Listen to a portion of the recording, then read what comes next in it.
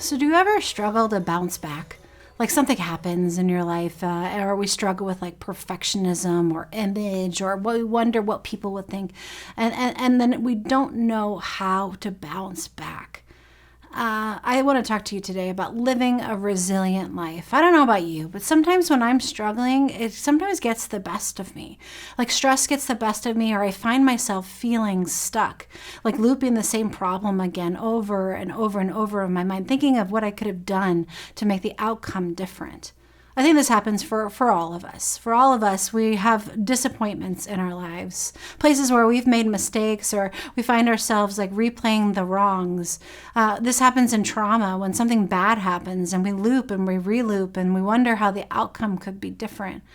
As humans, we get these hard emotions that come along in our lives, things like grief, loss, anger, disappointment, inadequacy, fear, frustration, hopelessness even, depression, discomfort, or disconnection from other people. I think for so many of us, when life throws us these kind of curveballs, we are so uncomfortable with it that we try to find the quickest way not to feel the pain. So what we do is we say things like, I'm going to take the edge off. I'm going to take that little disappointment sort of off, that little uncomfortableness off. And what we do oftentimes is we lean into things that are out there, things like alcohol and drugs or food or sex, or we latch onto a relationship, or we worry about our money, or we numb with gaming, playing video games in the basement, or Netflix, or we find ourselves on the fishing boat just so that we don't have to deal with the problem that we have had. We don't have to deal with the discomfort of all the hard emotions. You see, I think when we're numbing ourselves from the hard emotions, we sometimes tend to feel powerless to change our circumstances. We feel stuck in those emotions. And then when we add numbing on top of it, and then when the numbing wears off, we end up feeling stuck again. Well, my mom died about 6.5 years ago, and the pain of losing my mom in that grief, it was not just emotional, it was physical. My body hurt, and I couldn't sleep, and I'd find myself shaking. And I'd go to the fridge for something to make me feel better, like a little snack that would kind of anesthetize me. And I gained some weight. Germans actually have a word for it. It's called grief bacon in the German. But I gained some weight, and it made me feel really stuck. Now, I want to tell you this because I want you to know that you're not alone in this numbing cycle. We all do this. But here's the good news, my friend. And God, in all of God's goodness, did do something when God created us to be human.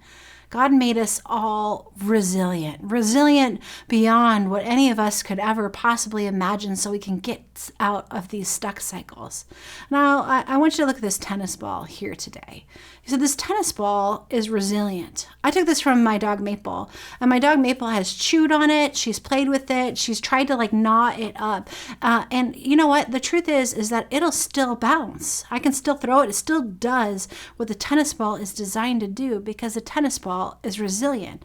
Even if I took a knife and I stabbed it into this tennis ball, it would keep going and would still bounce back because the tennis ball is resilient. The way that God intended us to build resiliency within ourselves is fascinating, actually. It's with other people. How do we get out of this stuck cycle? Is that we do it with other people. We gather together in worship with other people. We gather together to talk about the things that are tough in our lives with other people. That's why there are things like recovery groups or support groups for people who have gone through some kind of trauma like cancer survivorship or something like that. Grief recovery groups. We connect and empathize with each other. When we connect and empathize with each other, that is how we build resiliency. Now, the Apostle Paul in the book of Romans puts it like this. It says, therefore, since we've been justified through faith, we have peace through God, through our Lord Jesus Christ, with whom we've gained access into this faith and grace which we now stand. We boast in the hope of the glory of God. But not only so, Paul, I love this part, says, we boast in our sufferings because we know that suffering produces perseverance. Perseverance produces character, and character produces hope, and hope doesn't disappoint us. So when life is throwing you some hard stuff, some hard emotions, some difficult circumstances, I want you to know we have a resilient God who is even tougher and created you in a way that with connection and with empathy with other people, you can get out of that stuck. You can get out of that powerlessness. You can get out of that numbing and know that God is always going to help you bounce back.